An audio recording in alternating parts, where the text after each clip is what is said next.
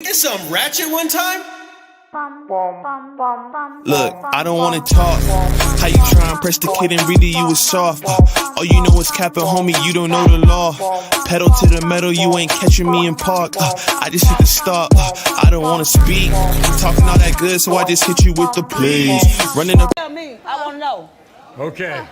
I'll tell you, I'll tell your son, I'll tell Heather. More you the daddy. You know how many times I've heard that on my show? You know what I say to it all the time? I'm the father of some, but not many. Okay. It's Tony. In the case of 2-month-old Zion, Tony, you are the father.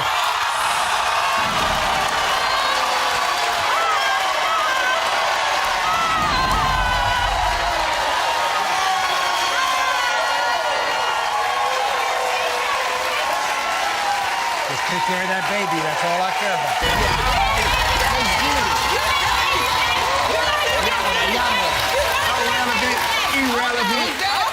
So, when it comes to 3-month-old Taylin, Miguel, you are the father.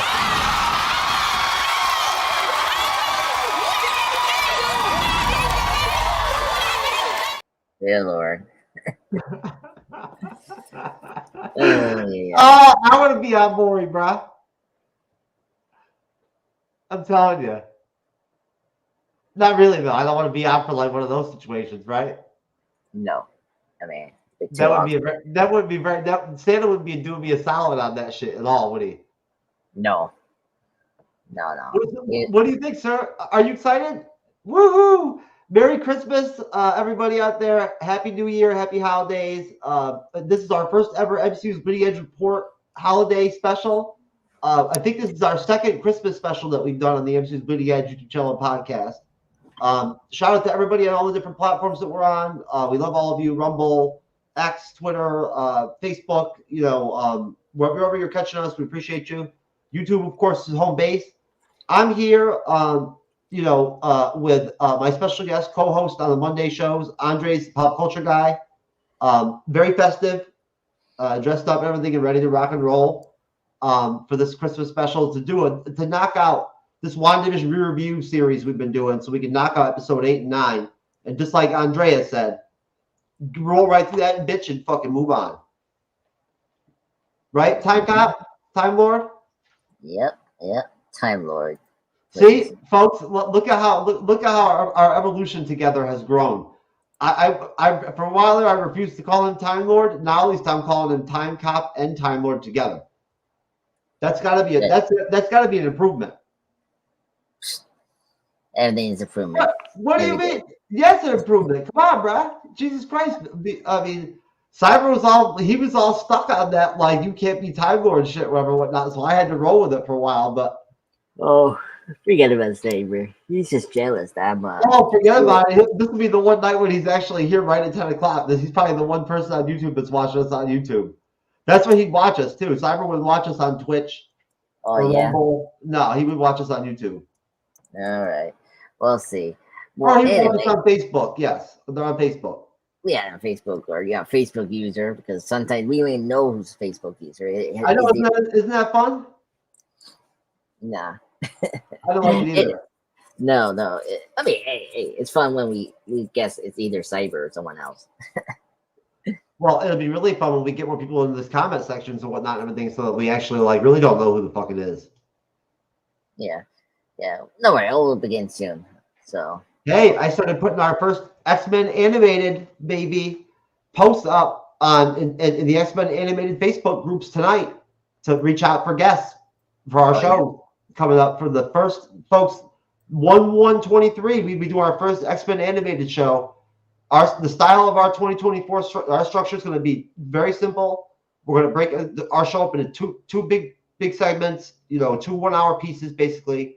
And we're going to do an initial segment where we're always going to cover current event type stuff or stuff related to something currently that we're covering on other shows, whatnot, that we're going to be carrying over. For the first, hour of the show, whatnot, it might be one thing, it might be five things. It just depends on what's going on. and then after that we'll do our X-Men animated, and who the fuck knows how long that'll take us, Andres? It might take us more than a year to do it. Yeah. All those episodes? It would definitely be a year. Because it's like 5 seasons. I mean, the first 2 seasons are like 13 episodes, but then by season 3, it's gonna be longer, but it's not gonna be too much. No. Let's see how that first one goes with one episode and see how long it takes us to do it. Right? Yeah, And then we'll get a feel for it. You know what I mean? And let's see if it's anything like reviewing What If, for instance, right? Where literally it only takes like 30, 45 minutes to do an episode. Well, okay, so this is sorry, but this is kind of important to sort of address that. The pilot for the X-Men is actually a 2-parter, so it's not. Oh, really? Yes, they're going to release the pilot as a 2-parter. Yes, because the first half is the introduction of the X-Men and Jubilee, and then the second half is pretty much the X-Men. Oh, you're talking about when we do our. You're not talking about X-Men '97. You're talking about when we do our first review. Yeah, first review. So we got to do 2 episodes no matter what, anyway. Exactly. There's going to be single episodes, but then there's always going to be a 2-parter episode, which we had to. Oh, I like that. That'll be good. Yeah, that's what I was about to ask you. Don't they have some recurring some stuff that's similar to the comics, where they actually have like 3 or 4 episode arcs? Yes. That's so where season 3, when I was left off watching the show, the Dark Phoenix is like a multiple arc episode, so that's. I like that. That'll keep us on our toes if there's if we can do 1 episode and then the next episode do 2, whatnot. I like that. That'll be fun. Yeah. I'm looking forward to it. So hey, WandaVision episode 8, brother. Yes. I'll tell you, great episode. Of course, I don't know. I think we should sprinkle in some overall talk of the whole series during this, right? So we can kind of wrap this whole thing up into one nice bundle. Yes. I definitely, watching this for my second watch, it does not, even when I really am totally tuned in and I'm watching this shit full on, when I'm not like looking at another laptop and like working on content or whatever, right? I'm really paying attention. But with those action stuff or whatever, whatnot, or serious stuff, it just doesn't hit as hard as it did when I first watched it at all. I mean, we can disagree. Agreed. I mean, that's why I left it open like that. Yeah. I think I feel more that with episode 9 than episode 8, because I think I really like episode 8 because it's such a great reveal of having Africa as the main villain, going through actually get the answer of why and how Wanda is doing what she's doing throughout the whole series, and it's payoff so satisfyingly, which is great. Where I feel like episode 9, it's very typical like MCU fare, which we'll get into, but it doesn't deteriorate my enjoyment of the show. So, but yeah, I will say, just wrapping up the 2 episodes together, I will say that it made me really like this show more. I really enjoy it. I mean, it's my second favorite of Disney Plus shows. I mean, it's top notch. So, did it stick the landing? No, but it's not like a big deal. Like compared to other Disney Plus Marvel shows, like what this succeed over them, it's just like the emotional core of Wanda, grieving of the loss of Vision and trying to create this try to recreate a family for herself and feel love again, and and seeing her cope grief, going through these 5 stages of grief, and and learning her mistakes, along the way. That still is still great in this show, and it hasn't lost its flavor. So where the other shows is you could tell the finales from Marvel is always like either reshoot or it's very oh, we need to cram in everything, or we need to have this big spectacle, which it doesn't need to be big. It's spectacle, that was the issue with Moon Knight. Same thing with Miss Marvel, towards the end, with the damage control. Like if they had damage control as a villain, that makes sense. But because they had these other villains, I can't remember their names, but yeah, the Dead Size or whatever their name is. The fucking what were they called? Whatever the fuck they were called. Yeah, like they were kind of stupid, man. The clandestines, whatever the fuck they were. Yeah, it was really awful. And oh my god, Secret Invasion. Oh my god, like so wait a minute, just so I understand, in the MCU, is Kamala just going to have the two bangles now? Yeah, I mean, when we left off in the Marvels, yeah. Is that going to give her power levels of like fucking what's her name, the villain? I mean, I guess so. I mean, well, I'm trying to figure out, like, no, right? Because when she had the bangles, right, it reflects her powers, right? And she's a mutant too. And yeah, she's a mutant too. I don't know. I cannot answer that question for you, Jeff. It's just very. She's going to be you assume she's going to be on the X-Men team. Oh yeah, that's going to happen. Whatever the team ends up being after the two Avengers movies are settled, right? And we get through Deadpool 3, and we get through Secret Wars and all that stuff and whatnot, right? They're gonna rename and retitle Avengers 5. It's not gonna be Kang Dynasty anymore. No. Not for another conversation, but you've already heard about it. What I'm talking about. It only makes sense. Yeah, we all know what's happening now. Like, I hate to say it, but this Majors thing, what happened to him, it actually kind of works out in MCU in Marvel Studios and Disney's favor, because they weren't happy with the way the Kang thing was working out anyway. No, and the thing is this, they had a lot of escape route for not using Kang. Like they've got lots of room. They've got lots of breathing room with all their projects to make changes and whatnot, right? So I mean, think about it. They're only releasing one film next year. Yes. Exactly. Only 3 live action Disney Plus series. Now again, I'm saying only 3. That's still 3 fucking whole TV shows, right? Yeah, and we don't even know they're connected to this multiverse saga. Like Echo is going to be. Go ahead. No, Echo is going to be its own thing, because Echo is going to be in the spotlight, or whatever the hell it's called, series, right? Like with Daredevil and all that. They're going to have them kind of interconnected with themselves. Yes. The characters that are going to be in that Marvel spotlight shit or whatever, they're going to be characters like the Punisher, Ghost Rider, or whatnot, where they're going to, right? Yeah. Did you hear I don't want to get too far off straight from WandaVision, but did you hear the rumor that the Scarlet Witch is actually gonna have something to do with the Midnight Suns when they finally do it in the MCU? Maybe. I heard it. Why wouldn't you have her be a part of like a little bit of everything, right? I mean, I'm not against. I mean, she was in the game too. I mean, so it's not like a big surprise. So I mean, the lineup. I didn't know that. Yeah, she's in the game. If you play it, she's there. Helping out Doctor Strange. And I've never played one of the games before. I've never played the Avengers games or nothing like that. Whatnot. None of that. I played the Miles game with my host Chris. It's pretty good. I just play sports games on my Xbox. I told you that before. Oh, you're a sports. That's all I really play. Yeah, I play a lot of like NBA 2K. Okay. I like having the old games. I keep the old ones so I can make classic franchises, right? With like the old Celtics and shit and the old Pistons and shit from back in the day, right? Oh, I love me some old school basketball, baby. We never talked about that before, but yeah, I like sports, man.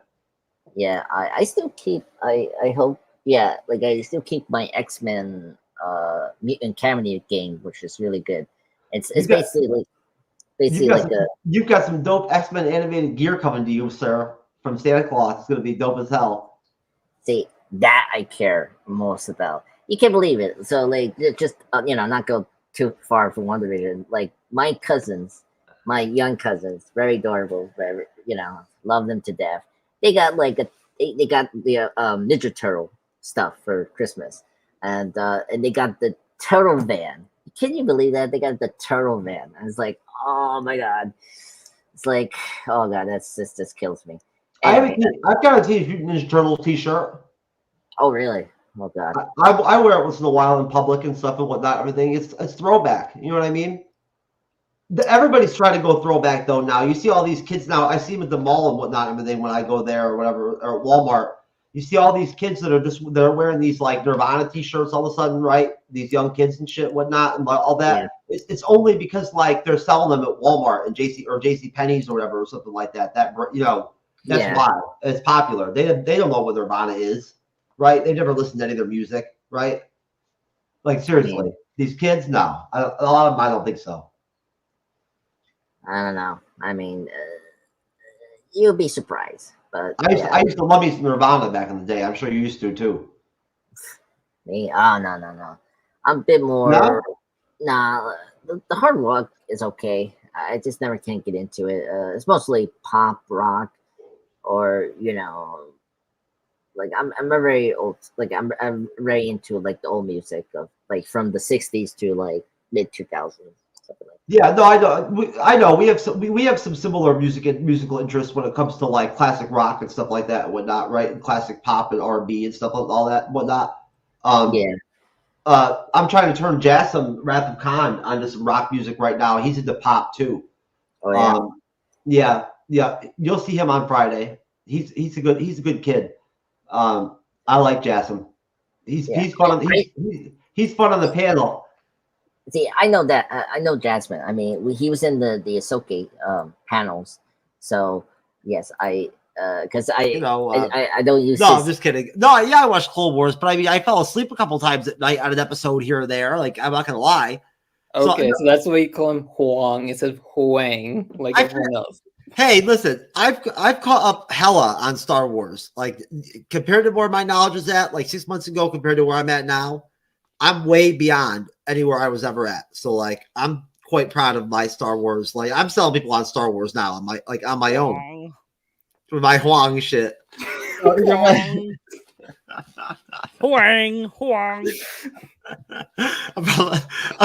I'm probably gonna get like a strike from YouTube for like a racial slur now or some shit like that.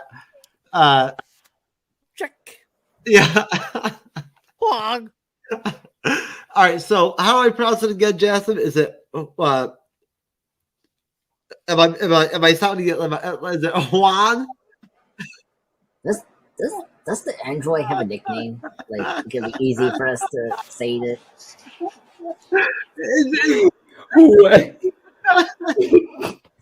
Wang.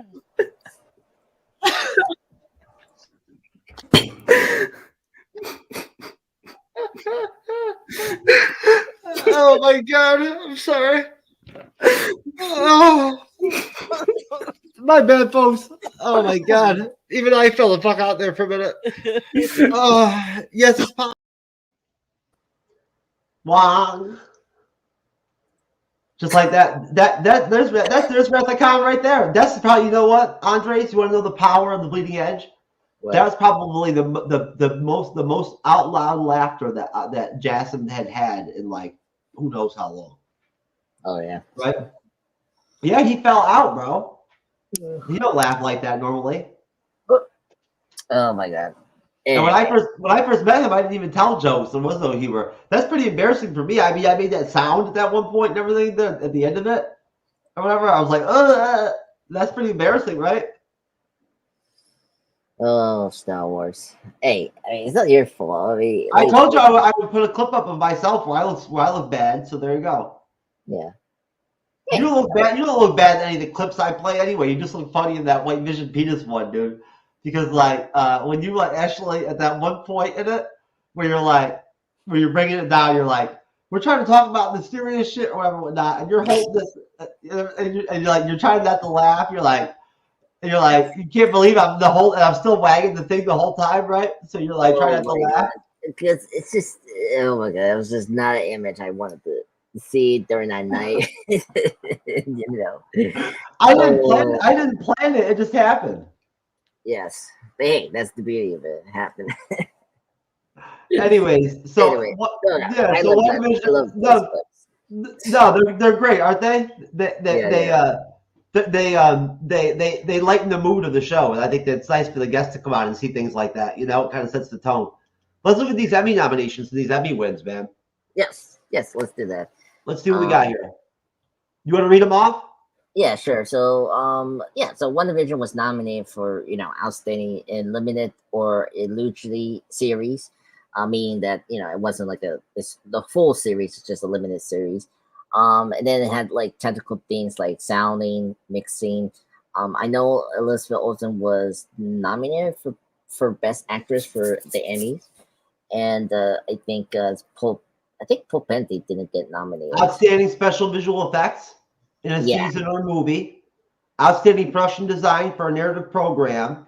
What's her name did really well. That did the score, or whoever did the score did really well because they got outstanding sound mixing for a limited or anthology series or movie. Outstanding sound editing for limited or anthology series. Right. Outstanding limited or anthology series. Love that fucking thumbnail too. Outstanding casting for limited or anthology series. You know who did that? Who casted this series? Sarah Haley Finn, baby. Yeah, that's right. Music was by writing. Writing. Okay, that's right. Yeah, writing. Who did the music? So the music was by composer Christopher Beck. He's So he's the composer that did the Ant-Man film score, which is great. So he's been with Marvel for quite some time. He did a great job on this show. Yes, it's such a good score. The writing, I didn't realize that they were nominated for the writing too. Directing and what? Okay, so that's Matt Shackman. He's still with Marvel, isn't he? Isn't he still with Marvel? Yes. So he's on the Fantastic Four project. And Jack Schaefer is too, right? No. Jack Schaefer is doing the spinoff, the Africa one. He's doing that's right. He's doing Agatha. That's right. I'm sorry. I didn't mean to take you away. No. What Matt Shackman he's doing he's doing the Fantastic Four? Yes. Yeah. And Jack is doing the Africa spinoff right now currently, which is supposed to release next year, which is good. Outstanding lead actor in limited or anthology series. Outstanding period or character hairstyling. Outstanding music supervision. Outstanding main title design. They should have won that. Outstanding fantasy sci-fi costumes. Outstanding period or character makeup. Non-prosthetic. Outstanding music composition. Music again. Yep. Outstanding original music and lyrics. Outstanding original main title theme music. Outstanding lead actress. Outstanding supporting actress. For Catherine Hanna. Yeah. Which is really good. Yeah, because the Emmys are like the Oscars of TV. Oh yeah, I mean, yeah, I know the Emmys are the big ones. I think 23 Awards was deserving. I think it did hit the impact like in a way that a lot of Marvel Studio shows haven't done. And I mean, besides Loki, I think Loki is the only like Disney Plus show like has kind of come close to this with WandaVision. I'm kind of curious how season 2 will do. So far doing good. Right now the award seasons are kicking in. The Golden Globes just announced their nominees. The Critics' Choice Awards had done it recently. And so far Loki's doing pretty good. So. Oh really? Is it? You tell me that it's gotten Golden Globe nominations? Yeah, for a limited series. Let me pull it up. And please. No. Let's save it. Save it for next show. Yeah. We gotta focus on WandaVision. We gotta close this out. So episode 8. So episode 8 is basically episode 8 is more of like an introspective episode, right? Where essentially we see Agatha kind of running back through Elizabeth Olsen's memories to sort of like discover information or figure out like where the source of her power comes from. Yes. Right. And so essentially, we get this whole odyssey where it's really her episode. It's her and Agatha's episode. Yes. Right. But it's mostly hers, Elizabeth's, because we're seeing her kind of watching like from like the third person events of her own life. Right.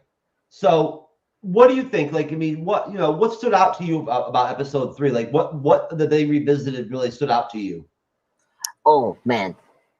There's a couple. Oh, well, I think it's important to say, like, go back and see more better contents on Wanda's life, before and after Endgame. So like we see bits of like what happened in Age of Ultron, how like she got how she was experimented on Hydra. Hydra was experimented on her and her brother, of course, and then the relationship growth with her and Vision, particularly in the Civil War timeline, which was really great. Well, here, pause for 1 second. So, episode 8, previously on, starts off with her childhood in Sokovia. Wanda relives her childhood memories with her family, watching sitcoms, which ends tragically with a bomb killing her parents. Yeah. The Hydra experiments. The scene shifts to Wanda's voluntary experimentation with Hydra, where her interaction with the Mind Stone intensifies her innate abilities. Then we get what you're talking about, the Avengers compound flashback. Wanda recalls her time in the Avengers compound, grieving Pedro's death, and finding solace in Vision and their shared love for sitcoms. Vision's body at Sword then scene pops up with Hayward. Wanda visits Sword and recovers Vision's body, only to find it disassembled. She leaves heartbroken, contradicting Sword's claim that she stole the body. I'll stop there. Now go ahead and continue. I'm sorry. Yeah, no, that's okay. So my two favorite things in this episode 8 was seeing the her being a young child and discovering that she really loves sitcoms, and then it makes total sense why she's doing it. And then number 2, it's kind of both, is her talking to Vision in the Avengers compound and seeing the aftermath of Endgame in the Sword department, seeing like Hayward and seeing the dead body of Vision, like that, like those are my favorite parts of this episode. And like seeing the tragedy of Wanda, the tragedy of Wanda. The best characters is always the damaged ones. This is why I love Batman so much, because You're Batman, right.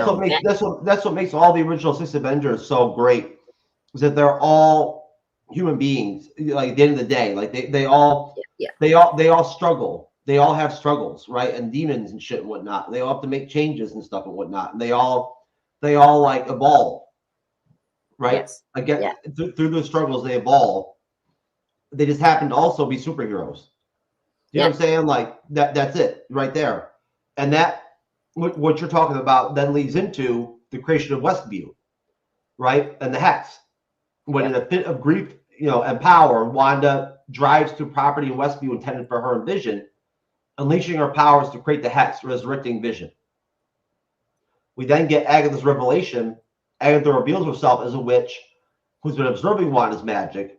She accuses Wanda of using chaos magic and proclaims her as the Scarlet Witch. Now, we get a mid-credit scene with White Vision activated by Hayward, right? Yeah. Basically, like how is he able to do that? I can't remember. How are they able to power it? So you remember the drone that they sent the second time that like hit the missile towards the one that Wanda tossed back? Yes. Yeah, exactly. So that was affected by the energy from Scarlet Witch powers. And so it was still maintained. So they used that as the power source to activate the White Vision. So that was my when I saw that, it was like, okay, that makes a lot of sense what they did. So that's just like it made a lot of sense that his penis was right behind my fucking laptop. Right? No. The whole time, years later, that the whole time it was right there. That just shows you how much I clean up, folks. Right? Like I must be some smelly motherfucker or whatever it was. Folks, don't comment, please. I thought the cheese was really discovery of White Vision. I wasn't expecting that. Anyway. Oh my god. Oh, Jesus Christ. Anyway, yeah. I mean, I mean, I gotta say, when we saw White Vision, I was like, oh my god, that looks so cool. I mean, he looks so menacing. Oh yeah, me too. The first time I saw him, I was like, yo, what the fuck? I'm like, that's Avengers West Coast Vision. Right? Yeah. Like that's Yeah, like exactly. that's like that's Wonder Man Vision, right? Like Yep. essentially. Yep. And then he disappeared, right? Now it's Yeah. about to be 2024. This was 2021, folks. And White Vision's gone. He went, he went to go party with Tyrone Biggins, right? At the 5 o'clock Free Crack special, and then he never came back. So, well, hopefully maybe Time Lord can go and find him in the time stream or whatever and bring him back to the MCU. We'll have to see. Yeah, we'll see.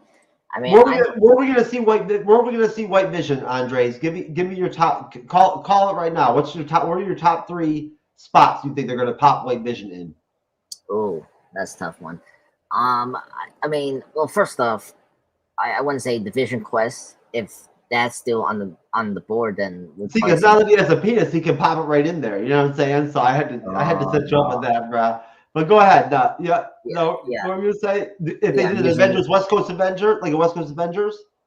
Well, that I mean, I'm saying his solo project that was announced called Vision Quest. Oh, the Vision Quest one that they supposedly were going to turn into something with like based off of that comic run. Yeah, exactly. And if not, I mean, Africa, the spinoff show for from this show, I think that will make sense to see it because it'd be kind of cool.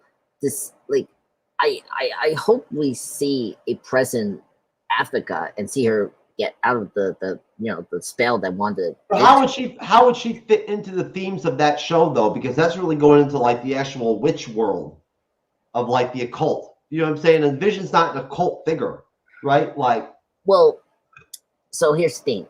I don't know what's gonna happen, but I could see maybe Africa starting her like new like cult of witches and try to go up against Wanda someday, and like she can use White Vision to be like a accomplice to her, maybe if they ever go to that direction.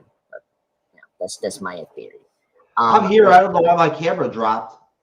Yeah, that's weird. Maybe that was Santa like giving me a lump of coal or some shit. I'm not sure what happened there. Well, Vision, I don't know about that, but I think that you're being a good boy. Anyway, so what about the Thunderbolts? I thought it made sense for them to stick him on the Thunderbolts. Yeah, that's true. But then the question is like, how did Val find White Vision? Like, she's Val, man. Oh, that's true. How did she find Yelena? That's true. Yeah, we didn't get that answer. Yeah, no. And plus, remember didn't she get a job? Didn't she get some kind of special? Doesn't she have connections with what's her name from Falcon the Winter Soldier series? Sharon Carter? Yeah, the power broker or something like that. Power broker? Doesn't she have connections to the government too? Remember her scenes with what's his name from the CIA in Wakanda Forever? Ross, right? Ross. Yeah. Well, she's got connections, so yeah, she'd know where White Vision would be. I'm sure the government has kept track of him. Yeah, that's true. No. I like your idea. Maybe Thunderbolts could be another. I mean, it's just like how he's going to fit in the Thunderbolts. That's my thing. But no. I think Thunderbolts or Africa, the Darkhold Diaries is maybe the options that we see Vision in. If they were smart, they would have done it. They would have not even done the Kang shit. They would have made Avengers 5 a West Coast Avengers film, and then Avengers 6 like an East Coast Avengers film, or something like that, right? Like a lot of people wanted to see the West Coast Avengers with Rhodey, Hawkeye, right? Yeah. You know what I'm saying? Wonder Man, right? White Vision, Scarlet Witch, right? Like that whole squad. That would have been interesting. They could have stuck Winter Soldier on there too. Yeah. Yeah, and Hawkeye can be the leader of it. Him and Rhodey, yep, or Hawkeye, yep. That's what I would like to see. Honestly, I know that they don't get me wrong. This is my opinion. I'm just saying that would have been if they would have done some kind of side project like a West Coast Avengers. That would have been a winner. Yeah. Instead of shelving Rhodey for all this time, who the fuck knows when they're even going to make Armor Wars at this point? Yeah, well, originally it was a Disney Plus show, and then it became like now it's a movie. It's a movie now, yeah. Yeah, and it's coming out, I think in Phase 6. It is. See, so I'm an Iron Man fan. I'm a huge Iron Man fan. I recently read the Ironmonger saga by the late great Dennis O'Neil. A lot of people don't know this. Is that Rhodey was actually first a Iron Man before he ever became War Machine. Like he took over Iron Man because unfortunately Tony relapsed in his alcoholism, and so Rhodey took over. And we're doing Captain America with Sam Wilson, right? Like, why just make another Iron Man movie with Rhodey as Iron Man? This makes sense. I just find it kind of weird. We're not doing that, and it's like it's from the comics. It's differently, what they're gonna do in the show. But yeah, I just find hopefully they could think to give Don Cheadle more to do, because like after Secret Invasion, I'm like, what are you gonna do with Rhodey? After Secret Invasion, it was so for real. Such a bots with the character. And it's like, here's this. I have another theory on a potential WandaVision we're gonna see. I was thinking about this. Maybe Young Avengers. Maybe. Yeah. Isn't that basically what they were saying that Vision Quest might end up being anyway? Yeah, like what I heard, right? This year, or I don't know, a couple months ago when we're getting reveals of projects or something like that. They say, yeah, Vision Quest was going to be a lead up to the Avengers or something like that, right? Yes. I think that's probably where we're going to see White Vision again, maybe there as well, or that's maybe the potential. Sorry about that. I should have warned you about that. No worries. Where we're going to see this White Vision there. They're going to bring him back. They didn't have him pop up in episode 8 and then in the finale for no reason, right? No, they had reasons. It's just again, the Phase 4. I mean, in general now in Marvel, it's like they give you this thing, and it's taking forever to pay off. This is not the only thing we're waiting for. Like the Clea. Oh yeah, don't even get me started with all that. That's why I mentioned it the other day. Remember on a couple shows ago, I mentioned that when do we reach a point where these actors like Charlize Theron just decide that you know what, I don't want to be a part of this. You know what I'm saying? That whole MCU thing where they've had Hollywood actors and actresses locked down. The best of the best want to all work for them, right? When does that shine come off? Right, to the point where literally you end up having an actress or an actor just say, you know what, I don't want to be in the MCU. I don't want my brand attached to your brand, that brand, and what you're doing right now for 10 years of my life. Right? Yeah. I know. Because think about it, even if they don't do the long-term contracts anymore, hypothetically, right? Say, which I still don't believe. Even if they don't, the actor or actress because it already came out with the major shit that they signed into a long-term contract, right? I tell you right now that there were clauses in that contract where if he broke the law or anything like that, and whatnot, and everything and whatnot, let's just say that they don't have to worry about owing him any money or anything like that, whatnot, right? That would be in the some of the basic gist of his contract that he can't get arrested for especially for certain crimes.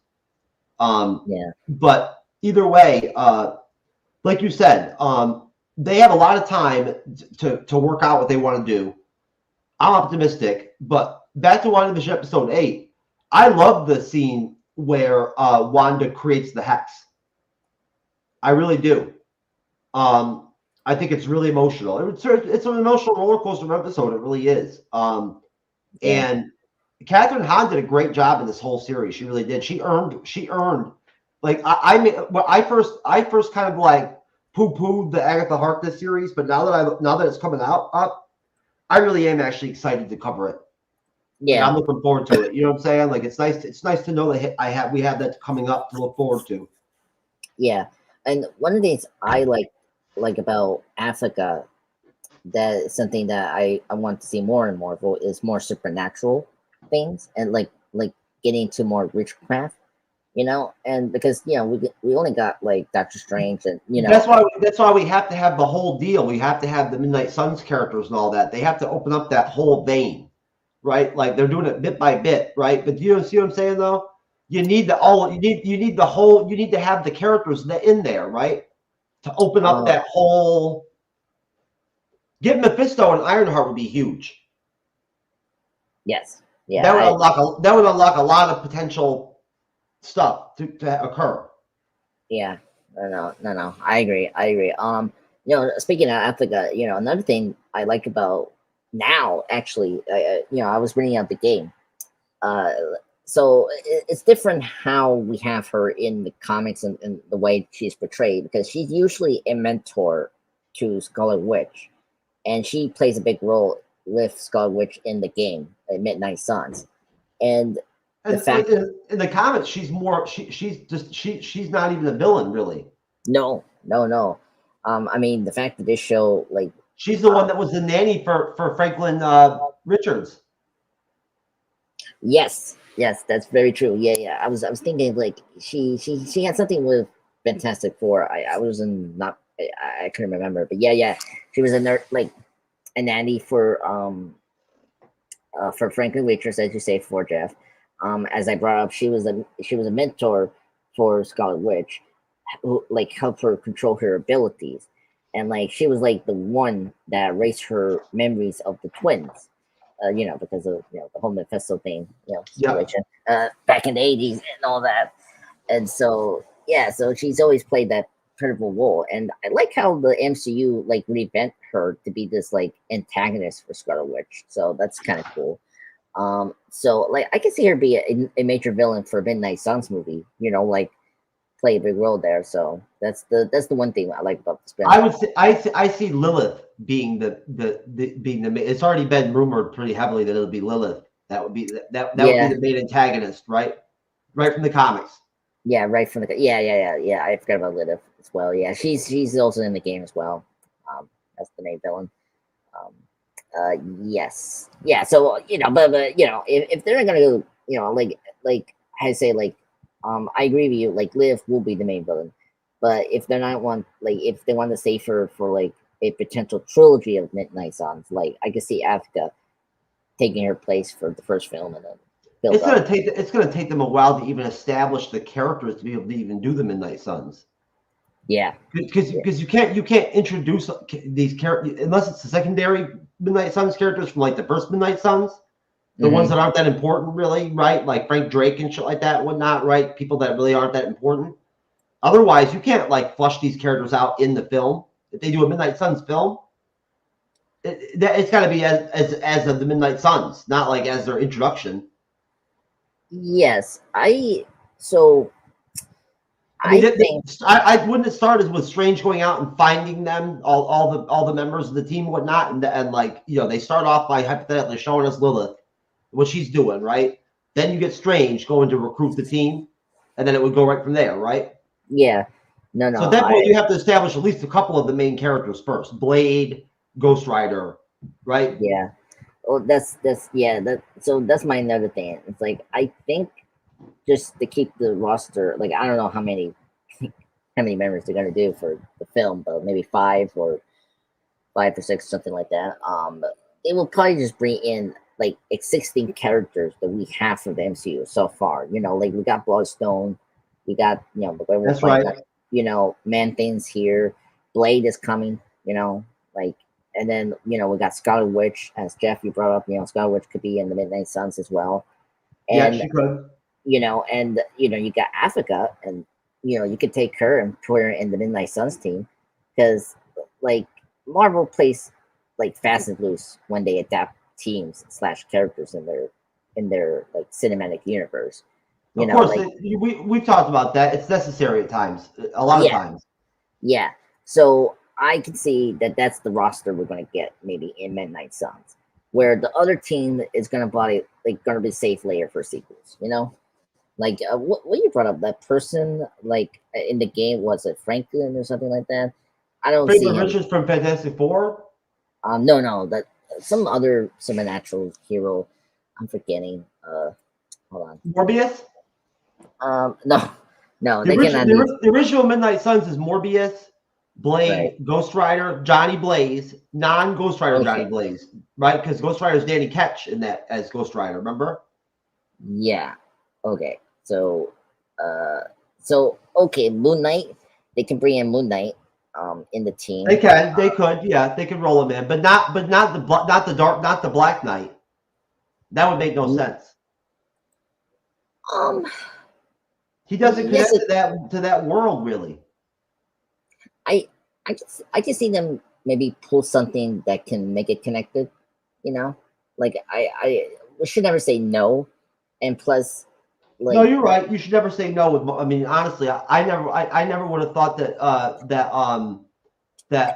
Hugh Jackman would ever come back and play Wolverine again, ever, right? Ever, and he did. Yeah. He is right. So, like at that point, fuck, anything can happen. RDJ could come back. Yeah, could be. And plus, as we're discussing with Agatha, Agatha wasn't a villain, so. It doesn't really matter. He's going to be an anti-hero in her series. She's not going to be a villain. Yeah, exactly. So, like, her becoming a member of the Midnight Suns, makes a lot of sense. And I think that could happen. But no, I love Catherine Hanna. She's so great in this episode. Like, she balanced what I like about her as a villain is what I think a lot of female villains kind of lack. Like, particularly the one from the Marvels, like Darban. Is like she has personality. That's always a important thing about villains. It's like they need personality. Like the Joker has a personality. Like Heath Ledger's Joker has personality. Killmonger has a personality. Thanos has a personality. And that's what I like about Agatha is that she has personality. Like she has this wit and like the humor that we like. I laugh at her jokes and but at the same time she can play menacing.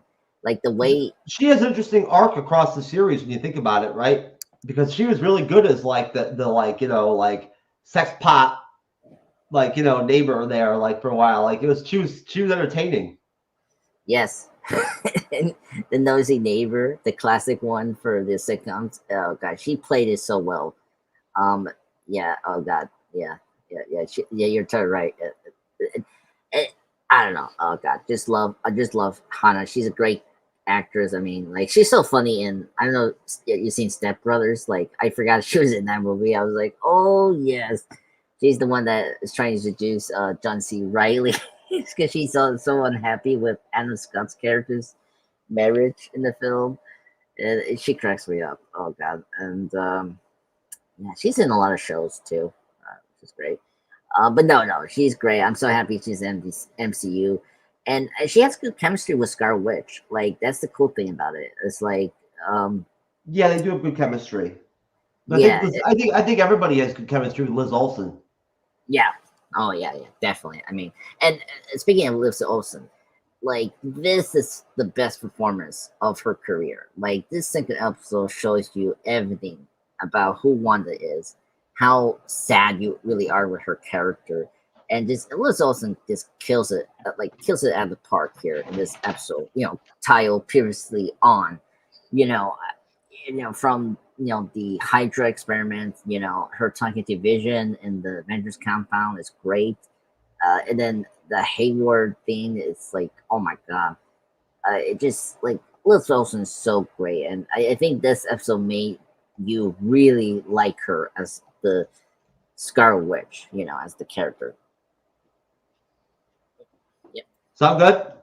Yeah. All right. So let's do ratings, and we'll do our final thoughts, and that way we can focus on the finale because a lot of shit goes on in the finale. You want to start off, and then I'll go ahead and rate too? Yeah, sure. So easily 10 out of 10. I love this episode. It's really great. I highly recommend watch this episode when you get to it. It's like a great repeat viewing of it. It was great. Last thing I want to bring up, just a minor nitpick. I just want to hear your thoughts. Sure. Leading to the finale, as how did Hayward get Vision's body? Like that was the thing. We talked about that a little bit before. I would have no idea how the hell he would have gotten the body. I mean, he would have had to obtain him from Wakanda. Yeah, it's like, well, first off, do the Avengers allow that? I like. Well, the Avengers were all over the place after the snap. Yeah, that I get, but Captain America, well, especially Black Widow of Captain America, like will never allow that. So I do question. But his body was left. He died at Wakanda. His corpse would have been in Wakanda. Yeah, and how like there was no way that they get into Wakanda. I mean, I know Wakanda was open because of the first. No, you would have had to deal with Wakanda. Yeah. So Right, no, that's how it would work. You'd have to go through with the Wakandan government. That's true. But I do question like that. It's like okay, you have to deal with the Wakanda politics, right? And like the illegal actions. But what was your right to take it? If it was only if it was Stark, right? Like the only explanation how maybe they get it is maybe before Tony Stark died. Wouldn't it be Cap? Because Cap had a relationship with Wakanda. Yes, but then when the child is Blip, I don't really see. He still would have had the relationship. He seemed to already have had a relationship with in Infinity War. Like he had a relationship with Wakanda already. Like he already was what I'm saying. Like he's Captain America. Yeah. It wouldn't have been Tony. Yeah. That would have been one of them. That would have been that one spot where I think Cap would have been the one to broker the. You know what I'm saying? I guess so. Because the Avengers would have been involved. Vision was an Avenger. Cap was the leader of the team. Yeah. That makes kind of sense. But Tony was in space. Yeah. Well, after Tony comes back, I can see 21 Vision, back because of how dangerous it was. Because remember, Tony made Vision with Bruce Banner. That's the thing. That's why I bring up Tony. We can talk about this for an hour because honestly, yeah. You know what I'm saying? Yeah. Like, why would Wakanda even let the body go with all that vibranium in it? Yeah. So second. So that's my final thoughts. 10 out of 10. You know how they feel about vibranium? Oh yeah. I mean, come on. First two Black Panther movies. That's what I'm saying. So why would they even let the body? Why wouldn't they do all that dissection shit on their own? You know what I mean? Yeah. I'm just saying you could go down that hole for a minute there. Yeah. So that's my minor nitpick of this episode. But overall, a perfect episode. I love it. It's a 10 out of 10. What about you, Jeff? What's your thoughts on this? I'm gonna give it a 9. And it's just a really great episode. It's just very entertaining. 7 was really great too. 7 was really. I really like the fact that I really love the Kat Dennings Vision pair up in 7. Yeah. That was great. Let's get into the finale. Let's play this trailer first, and then we'll go ahead and we'll do this finale.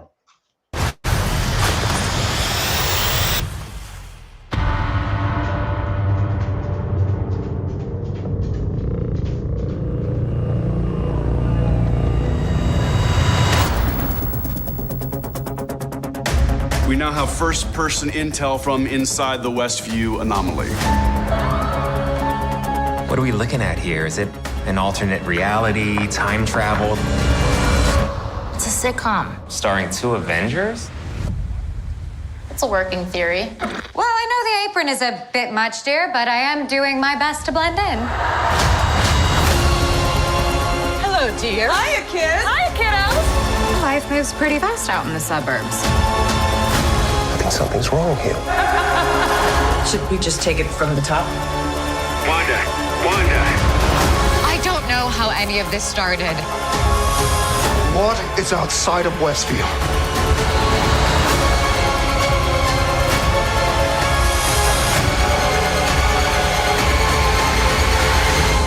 Yeah, I'm not sure what that's about. It's probably just a case of the Mondays. Am I right?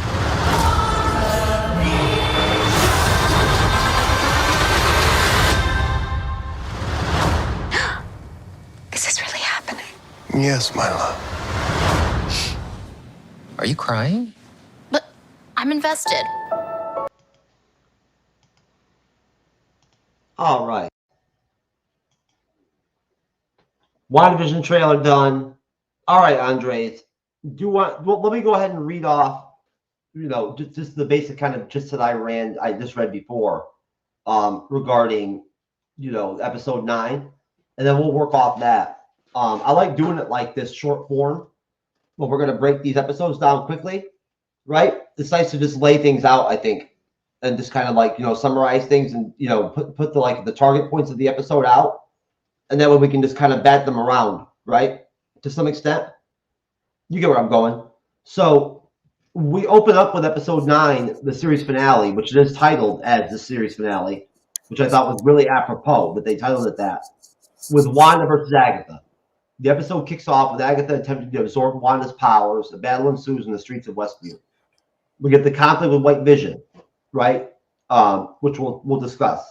His entrance. Swords White Vision enters Westview, initially attacking Wanda, but later engages in a philosophical battle with Wanda's hex-created vision, leading to an existential debate and the unlocking of White Vision's memories. No, I'm not going to say it.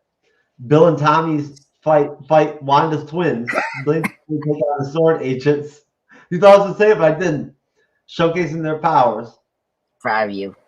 Hex dismantling Wanda, realizing the harm she's causing the Westview residents, decides to dismantle the Hex, even though it means losing her family. There's a final battle and transformation. Wanda, in a display of power and cunning, defeats Agatha by casting runes around Westview, inhibiting Agatha's magic. Wanda fully transforms into the Scarlet Witch, donning a new costume. We get a farewell to her family, an emotional scene where Wanda says goodbye to Vision and her twins as the Hex collapses, revealing Westview reverting Westview to normal. Then we get a post-credit scene where Wanda isolates herself in a remote location, studying the Darkhold in her astral form, as she hears, the cries of the boys from down under. A scroll informs Monica Rambeau about a meeting arranged by an old friend of her mother's, hinting at Nick Fury in space.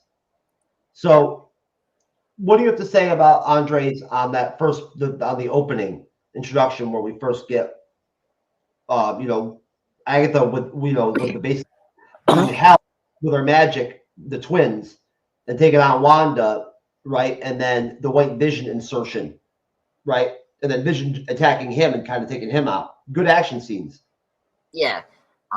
Very intense sequence. I really dug it. I mean, first off, we were talking previously, what I liked about, Catherine Hahn's performance is it's very fair. She could be menacing, and the fact that she was holding the kids at the neck, with her hex power was very intense. So really, overall, really intense sequence for Wanda to rescue her children, at the moment. And it was a cool way how she, used her tricks that we see previously, using a car, which is great. I dug when she's trying to look at underneath the car where was Agatha, and you see just the boots, was this cool, like the Wizard of Oz, that was perfect. And then immediately White Vision coming down was like, oh my god, and her face is like, oh my god, this is real. And oh my god, White Vision is not only sexy, but also scary at the same time, because he literally tried to crush her her cheeks. I know, that shit was intense. Yeah, I was like, whoa. He just grabs her fucking head. Yeah, both, not even lift. I mean, she lift her, but slowly, and it's oh my god, it's brutal. And it's oh wow, means business, and and thank God, her her conscious vision came, rescue her, which is awesome. But that part was so awesome. And when we get into the town, like that was really good, you know, especially with the people that she had control. It's like very scary. But yeah, I love this part. You know, this sequence was intense, and I was like thrilled for the most part. You know. Most definitely. Yeah, it's pretty. When White Vision attacks her, it's almost like he's going to crush her skull. I love how Vision comes in and like takes him out, right? Yes. They found like there wasn't much action in the whole series really until the finale. Yeah. We'll get into this. It's a big positive, but also a big negative for this finale. Like, you know, like I think we're watching this. I think I enjoyed more like just seeing the characters like bouncing around and not getting this like heavily CGI red cloud thing. Like, I don't understand why Marvel went to that route. I think it was better to keep it on ground and like, you know, do more of that. You know, kind of. Oh, you're talking about the final battle with Agatha and everything and whatnot and all that, where they're in the sky and shit. Yeah, like you're going way deep into the episode. At least wait. Let's focus. Let's at least have some kind of like, you know. Well, no, I'm not talking about the scene. I'm just saying that I you know, just in general about the action of this episode. You know, I'm not talking about that scene yet. Okay, the action in general. Okay, no, that's fine. Go ahead, go on, jump on that. Then, yeah, I'm with you on that. Yeah. So like, I think when we see our characters, you know, fighting each other with people and you know on the ground, like that's more engaging for me in this episode. But when you know, I don't want to jump too far, as like Jeff was thinking, you know, I wasn't, but you know, when we're doing our typical like, just say like. No, it's all right. There's only so many action scenes in the whole episode anyway, right? Yeah, so it's hard to discuss it, but like, yeah, when we got to that point, I was like, it kind of lose me a little bit, and it's like, no, it was just too much, you know. So well, I found some of the scenes from the episode that I can play for us. Oh yeah. Yeah, yeah, they're out there. I don't know. I figured that there would be some. Earlier, I was going to look for them earlier, but I forgot. Let me see if I can find them real quick. What the converter titled them. Let's see here.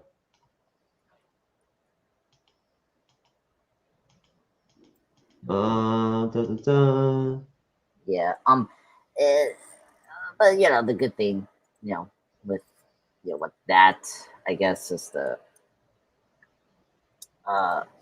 with this episode, you know, like it came all together really well. Like at least they pay off the, you know, plot lines.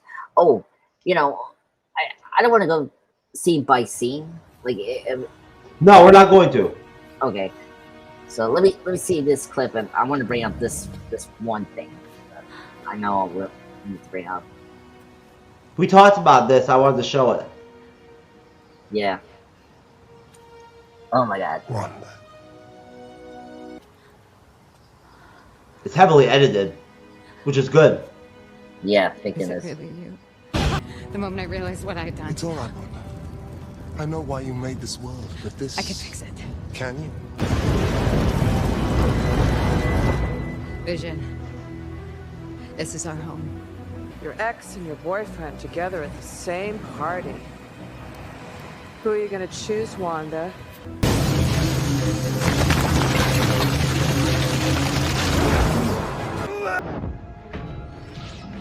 Can you see them anymore? Okay, I'm gonna stop it there. Yeah. I can play the rest of it. I can always let me switch the audio back over. Sure. There we go. We're good now. Okay.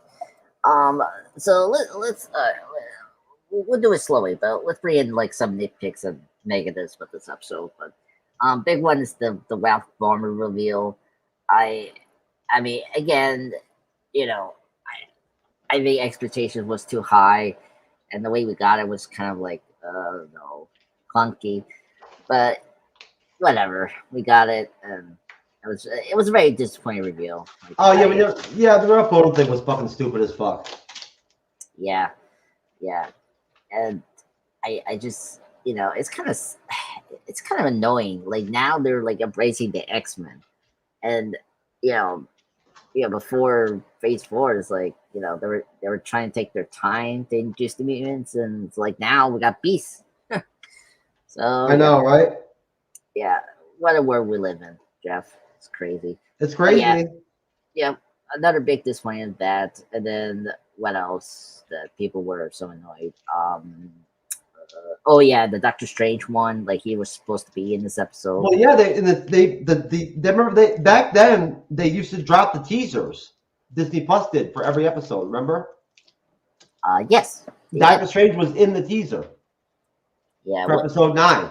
Remember, I told you why they didn't have him in there. It's not complicated. They didn't want his presence because he was an older white male, kind of preaching to like Wanda. Yeah. Oh, what's up, Inferno Beans? Sorry about that. Do we edge on here? Not on camera. No, that's only we don't have we don't do Patreon or anything like that, whatnot. So we do all our crazy shit right on YouTube and right on Twitch and all that shit. So no, Inferno Beans, no edging allowed. Just like we can't smoke crack during shows and whatnot, we can only talk about it. Same kind of thing. Not really a big fan of edging anyway, but edging you don't want to know, Andres. Okay, good. That's very. It's in the white. It's in the white. It's in the white mission's penises direction. I see. All right. Well, anyway, yeah. Oh, you don't need to say that twice, Inferno Beans. Merry Christmas. I can't tell if that's supposed to be a joke or if that person's talking shit. No way of knowing. Yeah, that's weird. Anyway, is he a person you recognize? The Inferno Beans? No. Oh, That's yeah, okay. person. That's okay. Either way. Yeah. No, Anyway. so I personally really enjoyed this finale, and the reason I bring that up and point this out is because the track record of with Disney Plus series with these finales has not been so good, right? No. Like this is a widespread opinion that I've heard from across the board from MCU fans. A lot of people have not been happy with the finales of a lot of the series. We thought the Winter Soldier finale was a little bit. I mean, it was awesome getting Captain America, giving Sam actually, having the shield and whatnot and being Cap. But it had its faults, right? Let's just put it that way. It had its faults. This actually was a pretty solid finale. Yes. Of course, the Loki finale was great too, right? Don't get me wrong. That might be one of the best. That might be one of the best episodes of Disney Plus TV series ever. Yeah, it's true. First season. First season finale is good. I think because I like the Hawkeye finale too. I thought that's a really strong one. You like it because Yelena Belova's in it. Hey, if you want to call me out, yeah, I love her. She was great, but it has great action scenes. They could have done so much with that show. See that the Kate Bishop in the comics is so different than the character in the show. Yeah, but I like this version of Kate. And Haley Steinfeld is old too. Like, there's no reason why she couldn't have been more mature. You know what I'm saying? Like, I mean, we talked about that. Remember how, that's actually Cyber. What's up, Cyber? Cyber was Facebook. Well, he liked us at the beginning of the show, so he was there right at 10 o'clock. I told you. Yeah. When you were talking shit. Hey, I'd say Merry Christmas to them. So said, fuck you, Cyber, or whatever, shit. Please. You and your negative, and your pessimistic attitude lately and whatnot, starting off reviews like, this is the worst fucking MCU movie ever. Thor 4 Love and Thunder's better. No. All this shit. Are you going to say that about Spider-Man Far From Home? Yes. I mean, Spider-Man Far From Home is not a bad movie, but it's like my least favorite Spider-Man film. It's not as bad. It's not as bad as Thor. It's not as Thor: Love and Thunder is not better. So no. Far From was better. It's least better than. I'm glad we're getting back to doing a lot of episodical TV reviews again and whatnot. Aren't you happy? I like doing movie reviews, but it's nice to have the change back and forth. Yeah. The balance, right? Yeah. No. I mean, Far From Home is a fun movie. I think it's better than Ant-Man and Wasp. I think it's better than Love and Thunder. It's just very vanilla. Like, it's very mid-tier kind of MCU film. Did you watch The Last of Us yet? No, I told you, if you peer pressure me, and it's like I'm not gonna do it.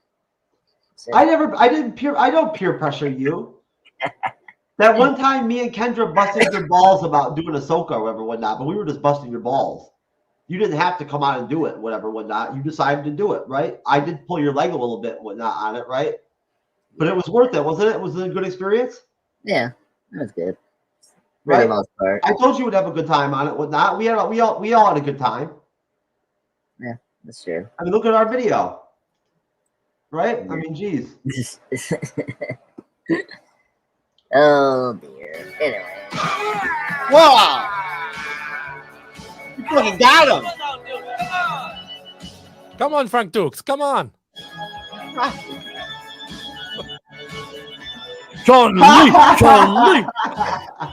They hated him 10 minutes before when he murdered the guy. Now they're cheering for him. I know, I was wondering about that. Like, why the fuck are they cheering for him? Oh, what a kick. To the guts. Look at Cyber.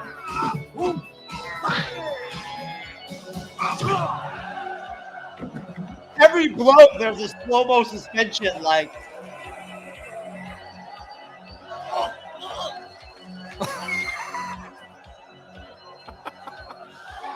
More! Please show us the people with the money.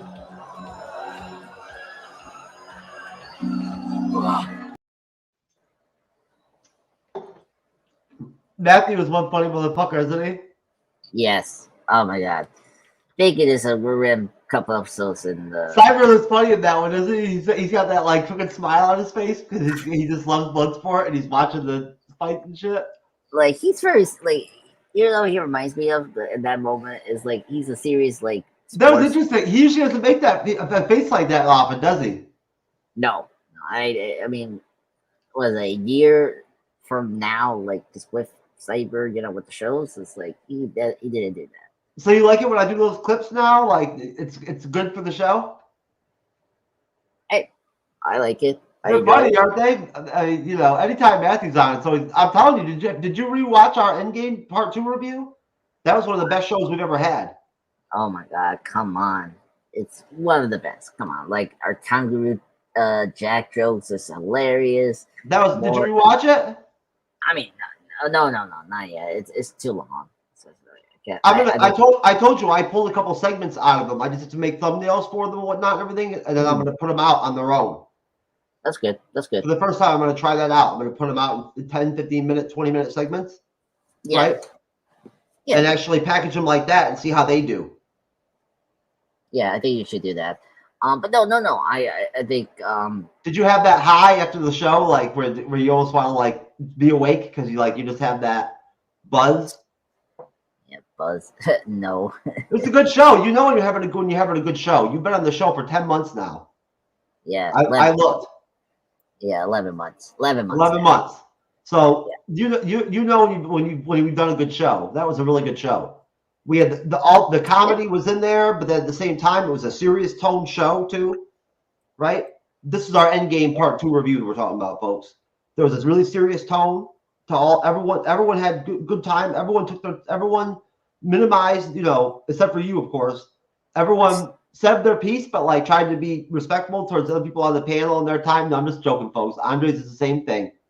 He always does. He's cognizant there's other people there that want to talk. I was in the panel, so I'm long-winded as fuck, just like Andreas too, right? I purposely call him Andreas and Andreas just to fuck with him. Just to be clear, that is one thing I do on purpose. Andreas, just to bust your balls. Yeah. And sometimes it just slips. I can't help myself. But no, that was a really good show, folks. You should definitely check that one out. Both parts of our Endgame review are great. They're good shows. But back to WandaVision. So I'm telling you, this finale has the ending of it is one of the most emotionally powerful scenes in the MCU I've ever seen. Yes. Probably the most emotional power. You know what I'm saying? Beyond Avengers, take away Infinity War Endgame, right? You take them out. That scene where she has to let Vision go. Yeah. Right? Is fucking that, like, I cried when I saw that the first time. Yeah, it's I thought it was like, it's almost poetic. Yeah, I mean, it's very sad, but I love that scene because she kind of finally like is letting go Vision for the first time, you know, and like processing her grief finally, you know. So like that scene is really sad, but also, you know, positive. Necessary. Yeah, it has to happen. They both know it. Yeah, and so I think that's one of the amazing things about that.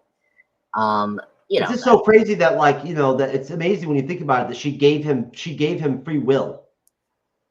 Yeah, it did.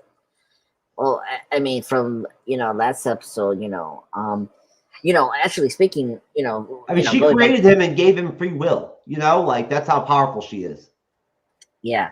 Well, plus, you know, Vision, you know, we didn't bring it up, you know, our conversation with episode 8. You know, we have to bring up that he also gave her the home that she was living. You know, the home that was supposed to. It made that was sense. for them to live there together. Yep. Yeah, and it was so sad to see that, and so like I really like how like both of them possibly affect each other so well in this show. You know, even after death, you know, with Vision. So, it's really cool and very sad, you know, with their relationship. But yeah, it was really good. What else we want to bring up? Oh, Monica.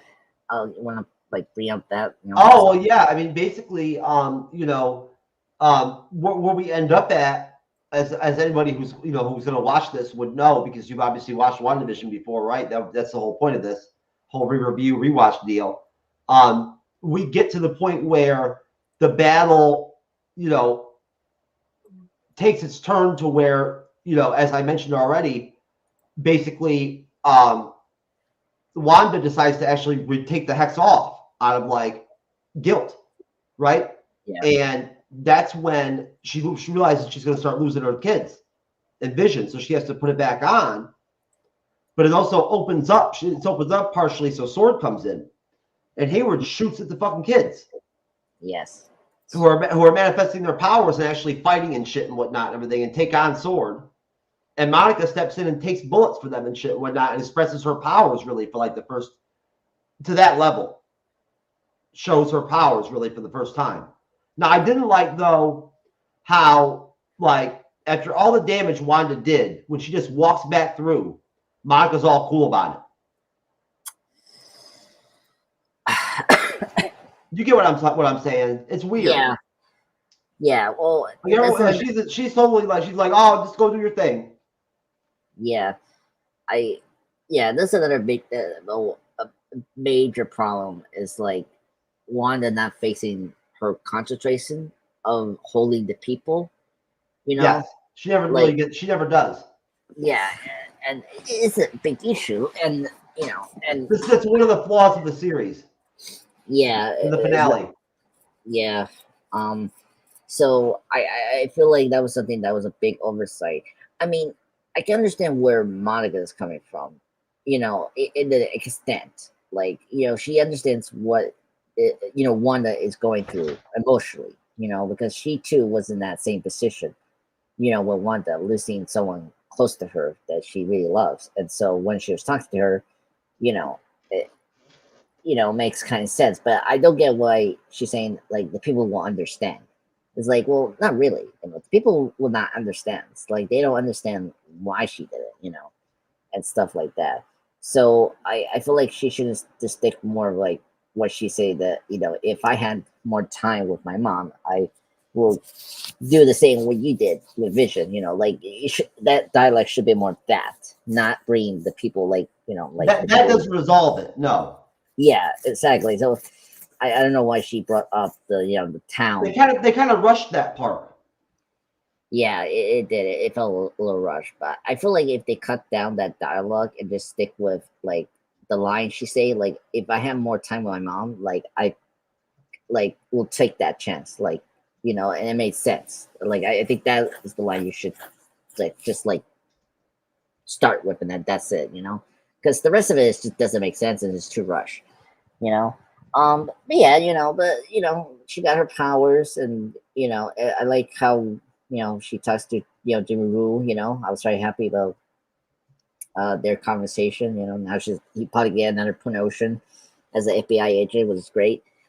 Darcy, you know, she stepped into the battle and used the van. Yeah, the van. So that was great. But yeah, you know, I thought the sword, like those three, were awesome in this whole series, and I think they served well in the finale. You know, despite how little they get in this finale, but they did good. But in overall context of Monica, I'm just very disappointed how the MCU is handling her as a character. Like, I liked her in WandaVision, and then I just feel like the Marvels took the chance of the opportunity that this show kind of set up, and so it wasn't enough of a payoff for you in her first re-entry into the MCU off WandaVision. No, and they just squander the potential, you know, like her beef with Captain Marvel, because they didn't spend too much of that. She wasn't terrible in the film. No. I think some people made it out to sound almost like, not that I paid attention that much, but they made it out to sound like she was the weak link of the film out of the three. Some people, I think, kind of like view it that way. I never thought of it like that until now. But honestly, she probably was. Like, if anything, I think that probably Brie Larson probably and Aman Vellani probably did a better job in the film than Teyonah Parris did with her. But that's not on her. You know what I'm saying? No. She didn't write the script, right? She didn't make the story for the film or whatever, whatnot. So, right, like, I get where you're going with this. Is my point. Okay, yeah. I get where you're going with this. It doesn't service her. It doesn't service her very well. Yeah, right. And it kind of puts her in an awkward fucking spot too, because now she's in like another fucking reality or whatever. Yeah. Like, the fuck? Yeah, I know. How does she get back? When are we gonna answer that? Like in the Avengers movies? I'm just like, man, it's like another like plot thread we have to like answer. You know, it's not gonna answer right away. So it's gonna be a long time if we get back to Monica. But no. I mean, unfortunately, yeah, like Teyonah Parris is a great actress. Love her in Monica Rambeau. I think she's a great actress, like with this character. You know, it's just that the Marvels, like, out of the three ladies, you know, she was the one that had like the most typical like you know, film role. Like, she had to exposition dialogue. Like, she had to explain like what was the incursion and, you know, multiverse, like, you know, explain the switch, you know, the temple, or what was it, the tangential thing, whatever, you know, like, she was just that like very like expedition dump that we need, and then like she was that character, you know, and like, yes, you know, like that sort of secondary character that's a little bit more than that. Yeah, exactly, which was not good, because like she's more than that, and I feel like the movie just didn't use her well. And you know, and the relationship with Monica in Carol is good, but they didn't spend enough in the film. I wish they spent more time on that. And yeah, and then the post credit scene is like, okay, like the scroll thing was cool. Yeah. See, that I really love to see the scrolls. It was great to see that, besides, you know, the Far From Home post-credit scene, which that's also disappointing. Like how we did with the scrolls afterwards of WandaVision. So yeah, yeah. So I mean, but overall, I think Monica did such a great job in this role, like in this show. Like, I think the show did a good job of setting up Monica as a character. They could have taken away the Ralph Boner scene that they had in the episode and devoted that towards the payoff to actually make fucking Wanda have to face responsibility for her actions. Yes. Yeah. I 100% agree. Or if for me, if you want to make him a villain, like, he should be there fighting against Vision or Wanda, like Agatha could use him. It was kind of weird that Agatha, like, I mean, I guess he was holding Monica, but like, you could have, like, as you said, for like, normally we can like change that scene to have like discuss Wanda's, actions, her crimes, right? You can also pull that, that Ralph Garner to be this antagonist towards the kids, and like he was like after them, like I think you could have done that, and like he could be more useful in the finale, Yeah, I agree. I would have liked that. I would have liked that they would have done a WandaVision season 2. Yeah, I part of me say I'm happy they didn't do it, but then at the same time, like, I think they could have pulled it off. I mean, because so far Loki is the only Disney Plus live action show, because I know What If, got a second season, but like, Loki's, got a second chance, and that was great. I mean, season 2 was really good, and it was really great. So WandaVision could have a chance to have a great another season. Do you know what all we're getting next year for Disney Plus? I do. Echo. I know Echo and Africa's coming out. I don't have that. I don't have my I'm on my second MCU notebook, right? My one from last year is filled. I already filled it from all our shows and whatnot, everything, whatnot, and all my research and all that. It's all in that one notebook. It's in the garage, and that's where that's where I actually have the layout. But I believe that there's actually 5 total series, but 2 of them are animated. Yeah, that's the thing. Yeah, like the Neighborhood Spider-Man, Zombies. Yep. And 3 of them, because What If carries over. Yes. Into the next year, into the year, right? We're going to cross over with Echo and What If. No. What if there'll be 1 week where we're going to cross over, or 2 weeks we're going to cross over with it. We're going to be doing Echo and What If at the same time. Oh yeah, for our schedule, yeah. You see what I'm saying? I'm saying review wise. Yeah, revise. No, my bad. We'll be crossed up. That's all I'm saying is we'll be doing Wednesdays and Fridays back to back to back. Echo, What If. Yeah. No. I'm sorry, because I was looking at the release date. No, anyway. The live action is Agatha, Ironheart, and then I think Echo. That's it. Yeah, Echo, and that's it. Because and the 2 animated shows, the zombie show and the Spider-Man show. Yeah. Oh, recently X-Men 97. It's 6. X-Men 97. 6. X-Men 97 it's coming out this year. It's coming out in 2024. At the latest in the middle of the year. Yeah. It was supposed to be early 2024. Now it's supposed to be middle 2024. It's coming out this year. They've already said it. Yeah. Yeah. There's so many. They have so many projects. We have a lot coming. It just isn't films, right? And it's like weird. Yeah. It's like kind of weird stuff. Does that make sense? That I'm saying it like that, kind of weird. Yeah. Yeah, because I'm looking at. I mean, we'll cover all of it. We'll cover it all. You know what I'm saying? Like we'll cover zombies. Why not? It seems like it'll be interesting. Yeah. So I mean, I like the What If Zombies episode. That was my favorite episode. Oh yeah, that's good. That and the Ultron one. Yeah, the Ultron one was really good. I like how he broke the 4th wall and realized. When he got the Infinity Stones, man, that was fucking awesome. Yeah, that was really cool. Yeah. So just to recap, like we're gonna get more animation shows than live action for next year. So 2 live action shows. That's Echo and Africa, and then animation. We might still get Ironheart. Yes, Ironheart and Daredevil Born Again are the other 2 for Phase 5. Or they're saying Ironheart could very well come out at the end of next year. So that'd be 3. Yes. If we get Ironheart, it'll be 3. Yeah, it could be 3. But it say that we might not be just remove the Ironheart is in full post production. Yeah. Or it should be pre-production. I'm sorry, pre-production. It's in full pre-production. Yeah, unfortunately they stopped because of the strike. They're gonna resume it eventually. Yeah, eventually. I think they should be resumed, but it won't take them that long to shoot a 6-episode series. No. I want them to do it so that we get Mephisto. Yeah, That's why. That's the reason why I want them to do it. I want Mephisto in the MCU. We get Mephisto, we get Ghost Rider. Yeah, Right? that's important. The dominoes fall into place right there. You know what I'm saying? We need Mephisto. Yeah, no, I agree.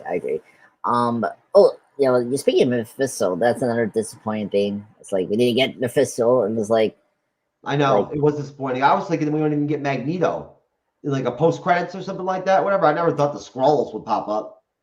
Yeah, I know. I forgot all about the Captain Marvel connections because I hated Captain Marvel so much. Yeah, I mean, come on. It was just funny how they set up her character and getting into Sword and all that. So, but I mean, hey, it happens. What else? Do you have Easter eggs? Yes. Let's go into Easter eggs. Do your Easter eggs. Then we'll do ratings. Awesome. So let's do this. Well, I got the Easter eggs for episode 8 and 9, so we'll go through them. For episode 8, Returns of the Sitcom Influence, we saw everything from what we saw from pretty much the whole series, from Bewitch, Malcolm in the Middle, I Love Lucy, Who's the Boss, I Dream of the Genie, The Addams Family, coincidence, and all have been the major touchstones for the show.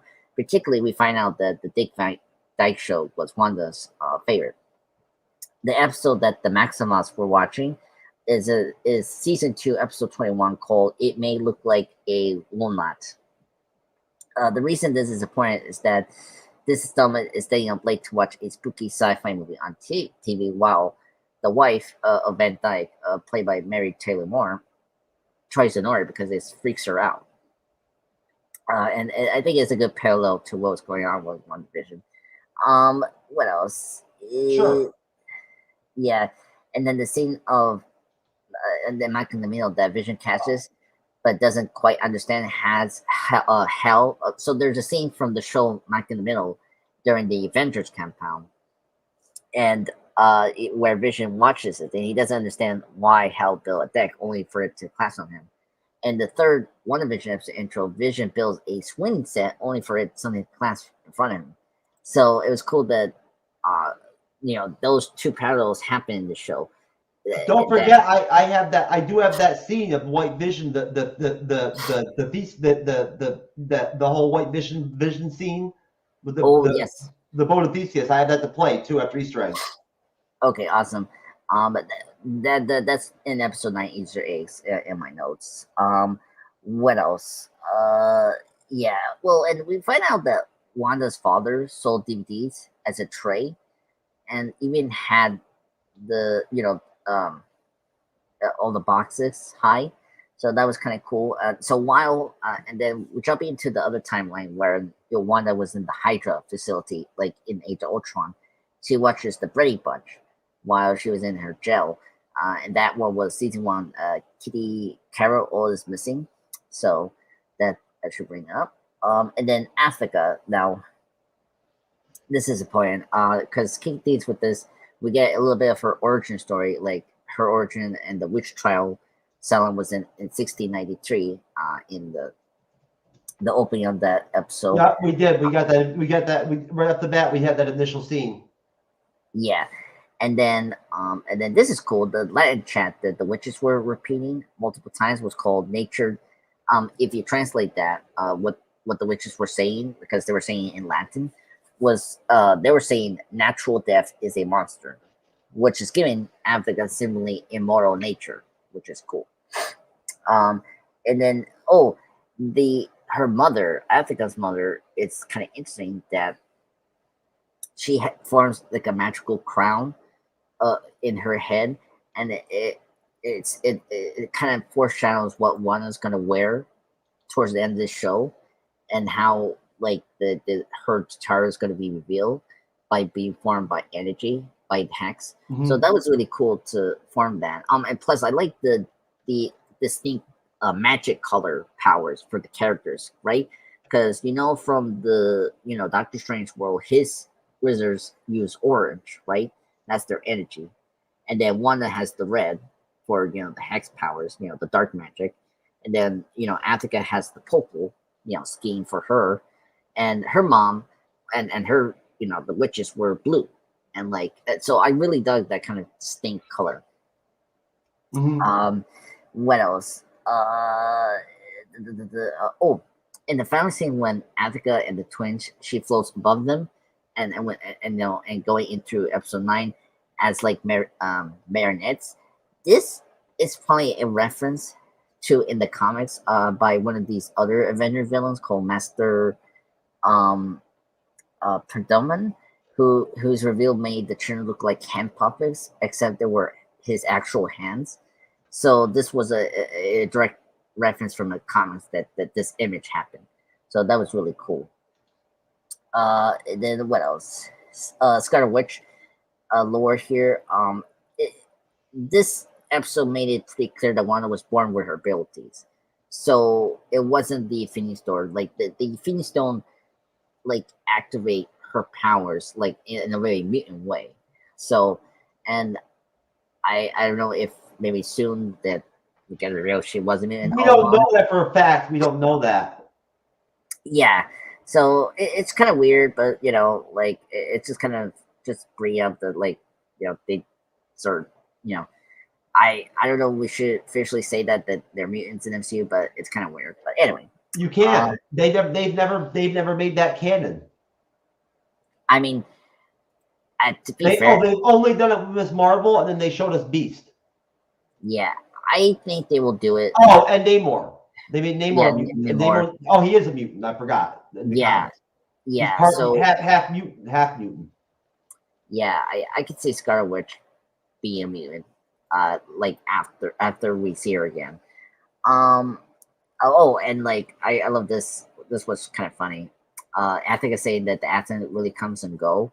So that was really a great joke on like the running gag of how Wanda's oh, I know. Her accent's just going in and out. But anyway, and then we get into Vision, and this is cool. We got some cool stuff. So the same way Wanda coming across the symbol remains of Vision body is directly from let's say the West Coast Avengers. This is from issue 43 into 44. So instead of the dying heroic Vision was taken on commission by the world's government during the comics, right? And of course, where he was like seduced to nothing. Of course, it's very disturbing in the comics. So so that was really cool. So directly from that. What else? Vision being restorated with the life form that we're seeing in the mid-credit scene. It's definitely without his emotion connection to his past life.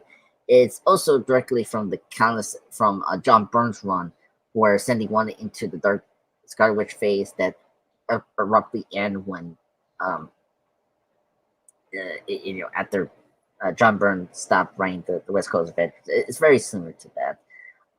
What else? Oh, the Stark bomb that we got briefly from Age of Ultron was brought back in the opening of episode 8. So we saw that full detail, which is good. What else? Yeah, we did see that. Yeah. So, the post-credit scene in the So that's it. Okay, man. Let's go to episode 9. So we do that. So in terms of the Scarlet Witch, so we got her first official full-blown Scarlet Witch episode suit here, which is great. Wanda goes back to her creepy, like sneaking up and to lift her into the ear thing. We saw that in Age of Ultron, and then we see that again in her next appearance in Doctor Strange 2, when she was trying to get into the Kamar-Taj shields. She goes to this one sorcerer and like trick him by doing the same trick, like sneaking onto him and whisper in his ear saying run. So another recurring thing, which is cool. So what else? Oh, and apparently the title sculpture is even more powerful than the Sorcerer Supreme. Kind of interesting. That's what I gotta say. So and then what else? Then Vision. This one is kind of funny. Did they maybe miss this trick by not having White Vision's voice come out of The scene where like for so right before the vision, this corporates as the hex ends. He sheds a little single tear. This something I didn't notice. This is a great one. This is a reference to one of the most famous Vision, like panels, and this is in Avengers issue 58, where the various members of the Avengers give Vision a rousing endorsement, particularly saying his heroism and humanity before inducting him into the team. And then Vision excuses himself and he sheds a single tear in private as proving proof of his humanity. Kind of like how White Vision shed a single tear when I gave his penis. Oh my god, dear no. But maybe. Here, I'll send you this image right here. You can check it out. But yeah, it's directly from the Avengers issue 58. And then it's really cool because it's also a really like subtle like nod to like the Blade Runner, with particularly the song "Tears in the Rain." What else? There you go, sir. Let me. Yeah, that's from Avengers issue 58. And I forgot they did that. That was really cool that they actually did that. I remember, I knew it was something. And I'm gonna play the scene in just a minute with White Vision here in a minute. As soon as you get done, I'm gonna play it. Then we'll do our ratings. What else? Just a little fun nod from the fake Quicksilver. Him being in the basement thing is a recurring theme from the Fox one. When we always get introduced with Quicksilver, he's always in the basement. So that was really cool. So that was a nice detail of that. What else? We brought the Dark Cold. Monica. So like now that Monica discovers her hex form being sort of kinetic energy after Hayward was trying to fire at Tommy and Billy. It's one of her abilities that she's developed, which we'll see more in the Immortals when we discuss it later again. But all that. This is also the first Disney Plus show ends with a hero being recruited by Nick Fury. Much like the first Iron Man movie, how he was summoned Monica to join him in space after we left him off in Spider-Man Far From Home, which we'll discuss in this Wednesday. So yeah, and then there's some like Doctor Strange 2 stuff, obviously it's kind of funny. I brought up The Wizard of Oz. He also directed the prequel, the Oz and Great and Powerful. Not a bad movie from 2013. But yeah, and what else? See, in weirdness, I think that's it. That's all for my Easter eggs. I hope you guys enjoyed the Easter eggs. I do. I hope you guys see that as enjoyment. And I will definitely continue that with the Disney Plus shows. We'll do the review. Oh, and White Vision. Oh my god, that was cool because that's the same thing. Like I Am Iron Man. Because remember, he's created by it's similar. You're right, similar. Yeah. That's another thing I love about that scene. It's just so cool. Yeah, I really dug that scene. I really like how it's like the smarts versus the smarts. Like instead of because they were fighting fist to fist, and then like I like how Vision just like talked down to him and like like the way he did it with Ultron a little bit. Yeah, no, I'm with you. Most definitely. So let's do ratings. Why don't you drop your rating and final thoughts on the episode, and I'll do the same thing. Yeah, this is a difficult one. No, I'll give it a 9 out of 10. I think it was still great. It's some flaws, but I don't think the flaws and like the nitpicks and the negatives we brought up and with the half mark of the show, it doesn't like destroy my enjoyment of this episode. This episode did land for me like in a very emotional way because that was the point of the show. It's about grief, the 5 stages of it, and we see like Wanda accepting her grief and like moving on, and I think this episode did that so well. We don't need Red Sky and all that, but like it's really the emotions of the characters and like in their interaction and like them facing their grief. It's like, what's the point of the show, you know? And I think they nailed that completely for the season finale, and it's great. And I will cherish it, you know. So 9 out of 10, I think it's good. Okay. I'm gonna give it a 9 out of 10 as well. Okay. Awesome. I think that's fair. Basically, my take on it is that it does have its flaws, like any episode of any show or of any finale, but it is a finale, and that is important, right? Like a finale is an important part of a TV series. You're supposed to be building something up to like that point, right? That's the whole goal, isn't it? Right? I mean, even if it's going to be multi-seasonal, this they basically kind of knew. I think even then they had a good sense that there wasn't going to be a second season of WandaVision. Right? There was never even any rumor at all that there even would be one.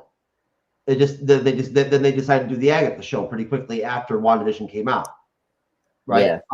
But there was never even any real tangible rumors that I heard of ever about a WandaVision season 2. No. Not even in the cards. Not even like you know what I'm saying, from what I understand. Because I've been wrong before with you, don't get me wrong, I said that they that Marvel Studios let what's his name go, that came over from Rick and Morty to do Loki. Michael Waldron. Yeah. He's doing Avengers Secret Wars. Yeah, and N5 as well. N5 too. Yeah. Yeah. So I'm the using the word shit a lot. You're right. They have used the word shit in the MCU several times before, like just the last couple. I just didn't realize it. I kind of forgot. Right? Yeah, I mean, it's like I don't know. It's easy to like miss it because it's just how just clever to use this, the shit word. So funny, you know. But it's funny in Age. They've been using it more overtly lately. It seems like. Yeah. Right. I think so, right? Like the Marvels. I try to remember. The Marvels didn't use it. The Guardians 3 was a deep movie, man. It was dark. See, it was a dark fucking movie. That's one that I reviewed that. I think people don't give that movie enough credit. That was a good fucking movie. That's the best. That's the best MCU film we've gotten since Endgame, I think. Yeah. I think so. I think there's other contenders, but we'll not get into that. But it's just for me, there's another one that I think it rivals Endgame too. No problem. You're allowed to agree that with to think that. Is that Thor: Love and Thunder? No, it's Shang-Chi. That's my favorite. Yeah, like I like Shang-Chi too. I need to rewatch that. You know what? I'll rewatch it because I bought the DVD. I bought the Blu-ray. I'll rewatch it, and if you want, I'll review it. I'll re-review it with you after I watch it over on your channel. Okay. If you want to throw that in rotation, since I've already got that DVD right now, I can just throw it right in there and watch it. Okay. I don't think you have to pay anything, right? I already got it. No. To add it to my own. No, because I'm still building my own. I get every year I buy the kids. I'm still trying to get them caught up with the MCU films. Okay. I'm still building my collection up too. So I just happened to pick up Shang-Chi recently. So if you want to do that next on your show, right? We'll have to do plugs in a minute, whatnot. I'm happy to come over and review that. Okay. That should be a good one. Where I would think that you could be able to get your co-host to come in on that one. Yeah. I have to talk to him. His schedule is crazy because he usually works in the mid-afternoon. So we'll see. I'll talk to him. Because his birthday was last week. We were supposed to watch Aquaman 2, hopefully this week. We'll get back to that. So, I have to go watch it. When will it be? Tomorrow, everything will be back open, so I can go watch it tomorrow. Yeah. Tomorrow, I talked to my mom, and we're gonna see the Godzilla movie, the -1. I've got to go see that too. Still. Yeah. Cyber saw it. Cyber already saw it. Can you believe that Cyber saw 3 movies the other day? He saw he actually saw freaking Napoleon and Wonka back to back. That's insane because Like, I know, that's what I told him. Like, how do you even do all that shit? You know what I'm saying? Like, how do you watch all those like just back to back to back like that? Yeah, well, I actually did it with my friends. Like, I actually went to movies back to back. It's just like the play is so long. It's like I know, that's what I'm saying. He said the polling was really good, but of course we are any one of us that saw the trailer already knew that, right? Hey, Joaquin Phoenix, it's great. Yeah. Anyway, He said it's all action.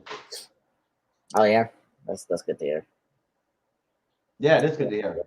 Yeah, No, I mean, so basically, I just want to throw that out there, folks. As I already mentioned, we do have a review of Spider-Man 2: Far From Home at 9:35 p.m. Eastern, 6:35 p.m. Pacific on Wednesday evening, and then on Friday we have What If Episode 2 and Episode 3, right? And we're gonna have a big panel, you know, which is good because the episodes are short. Episode 1 was only 30 minutes with the credits.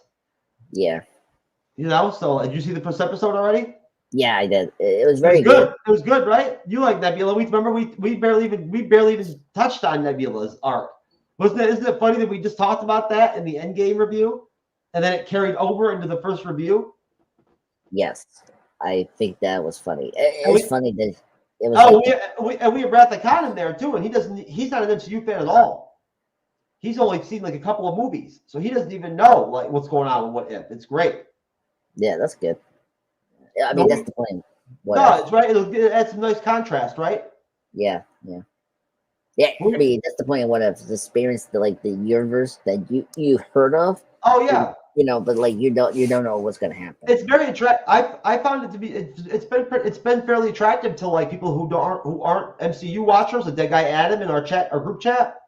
He's willing to do What If with us too and whatnot, and he's new to the show, right? And everything and whatnot, because he's seen the trailer and he understands the concept of it and gets now he doesn't need to have the MCU knowledge to cover it, right? Yeah. I gave him the information, showed it to him. You know, I showed him the structure of the show, so he knows how it works. And I said, this is a perfect spot for you to get in there, get in the game. You know what I'm saying? Whatnot. These are going to be easy reviews. You know, nothing too deep, nothing too serious, right? You know, there's going to be some shitty episodes. That first one was good. Yeah, that's a good start, I think, for the series. So I'm very confident that this season could be better than the first one. I gave it a 7. Okay. Yeah, a 7 was, I think, is a good choice. I thought it was, I mean, the animation is really great, very beautiful. It's just like that one shot when they showed her in space at the beginning of the episode was great. Yeah, a couple good ones. Like it reminds me of like the first Guardians film when Gamora was shot from her in when nowhere. Like it reminded me of that kind of scene. Like it was like in reverse, you know. Sure, I understand completely. I know what you mean. Yeah, so no, it was a good start for season 2. I think it was really great. I mean, I love Karen Gillian, great actress, love her as Nebula, and so it was great that she was like the first one to like be for the What If season 2, which was good. I'm excited these 2 ones that were coming up. Oh, we know all the titles of all the episodes already. I'm gonna go ahead and put a list out of all of them in the chat when we get done with the show. Awesome. I'm going right to work after I get done with this. Yeah, I'm grinding, baby. That's good. That's good. Okay, let me check What If. Let's give it a minute. The next episode is the I believe is the if Star-Lord takes on the Avengers. Yeah, and then the third one is going to be What If Happy Hogan Saved Christmas. Yes. Right. Yep. We'll have the Christmas episode. Yeah, that's funny. That will be like that'll be one of the really stupid ones, like Party Thor. Maybe, yeah. I hope that's Jon Favreau coming back. So like that could be fun. I'm very excited to see I'm sure Favreau will voice the character he did in the first season. Yeah. Oh my god, this is really cool. I'm just jumping with the episode. The one that really piqued my interest is the episode 8. What if the Avengers assemble in 1602? Yeah, I know that's probably going to be one of the best ones, right? Yeah, because there's actually a book about that. It's called The Marvels. Marvel 1602. It was I heard about it. Yep. Yeah. Okay. Good. It was written by what's his name? Neil Diamond. Yeah, Neil Gaiman. Neil Gaiman. Yeah, I read that book. It's great. I'm so happy they're doing that. That's really good choice. Love it. Yeah, and same thing with was it Hela? Found the 10 rings. That's actually really interesting. I know the whole 10 rings thing just fell off after Shang-Chi. Yeah, a lot of people. I mean, it's unfortunate because with the way that things were so off with the MCU, when they finally do Shang-Chi 2, I hope the audience will start to come back and really buy into that film because, like, I'm open to. I didn't like the first Shang-Chi film that much. That's why I think it'd be good to re-review it, watch it again.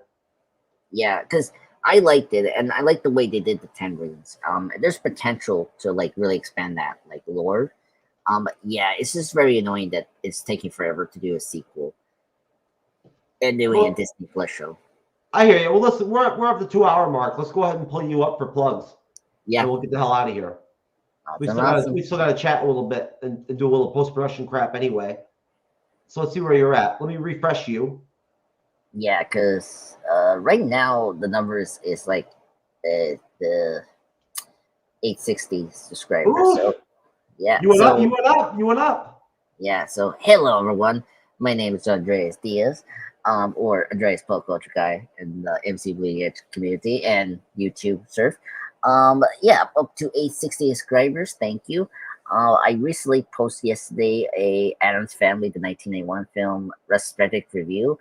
Because I know I wasn't gonna get like a post today because it's Christmas Day. I was very busy. Yeah, so it's good that I did that. So tomorrow I'm gonna release the 30th anniversary of Batman: The Mask of the Phantasm. Great film.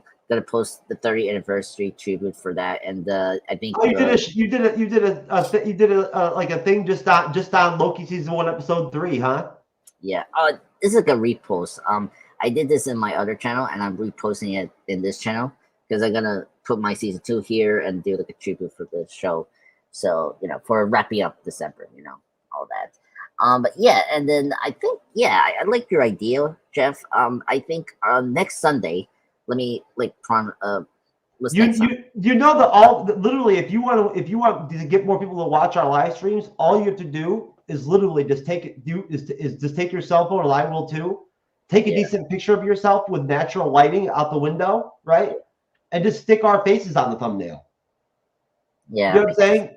Literally, that's all you have to do, bro. Like, no, seriously, we'll talk about it after the show. But you know what I'm saying, though? Like, I need to start doing more of that myself. Is my point. We've talked about that before. Yeah. Especially with the reaction videos and stuff, it helps a lot, right? Yeah, that's true. You have a good point. So, we'll discuss that later. As you used to say before, but yeah, it's definitely, I think, a better change there. We should get some reaction. We should get some reaction videos up on your channel, bro. Maybe that'd probably help you out a little bit. I bet. I could maybe, but we'll see. We'll see. Maybe next year I'll maybe start doing that, expanding upon that. I need to find the right trailer. I think I need to figure out which one. There'll be lots. There's lots of them out there right now. There's lots of them that'll be coming out soon. Yeah.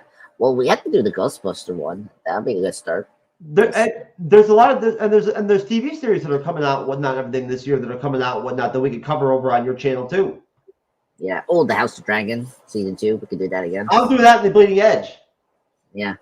Exactly. I'm not doing it on your channel and the Bleeding Edge. Well, I can, but those are long reviews, man. They got to be mini reviews if we're gonna do it on your channel. Mini reviews. Yeah. Or we could just do like a season long discussion. Really. Oh yeah, we could do the recap shows. Yeah, that we could do. Yeah, we could do. Anyway, yeah, so that's where I'm at. So I'm gonna do that, and then I will post more reposting of the Loki season 1, and then what else? I'm trying to put out Elf hopefully this week, and then some other 83 film. But yeah, that's where I'm at. So yeah, I love seeing you crossing over the stuff we're covering over here, over there on your channel. It's nice to see that you're able to do that and whatnot.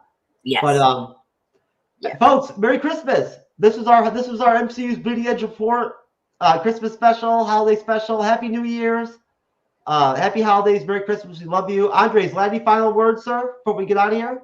Nope. Let's get out of here. Happy New Year's, everyone. I hope you got a good resolution for 2024. But yeah, thank you everyone for joining me today.